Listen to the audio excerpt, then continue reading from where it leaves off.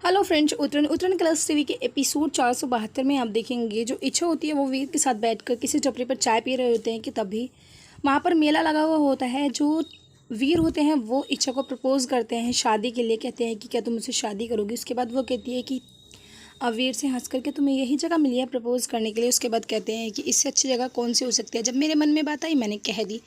उसके बाद जो वीर होते हैं वो शॉपिंग कराते हैं इच्छा को, बहुत सारी चूड़ियाँ वगैरह दिलाते हैं और कहते हैं कि अब हमें मंदिर चलना होगा। जो वीर होते हैं वो इच्छा को मंदिर लेके चले जाते हैं। उधर जो वीर के बाबूजी होते हैं वो ठाकुर साहब से बात करने के लिए आते हैं उन्हीं की हवेली।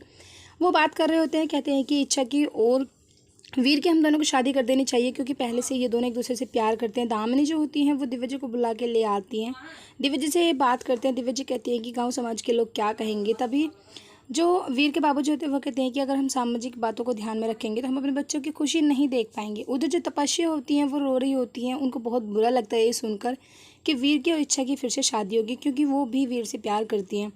लेकिन उसके बाद जैसे ठाकुर साहब और दिव्या जी बात कर रहे होते हैं कि तपस्या वहाँ पर आ जाती है, कहती है कि पापा मैं खुश हूँ, मैं इच्छा की खुशी में ही खुश हूँ क्योंकि उसके साथ वैसे भी बहुत बुरा हुआ है। उधर दामिनी जी जो होती हैं वो किचन में कुछ काम कर रही होती हैं कि तभी जो नानी होती हैं वो उनके पास आ जाती हैं।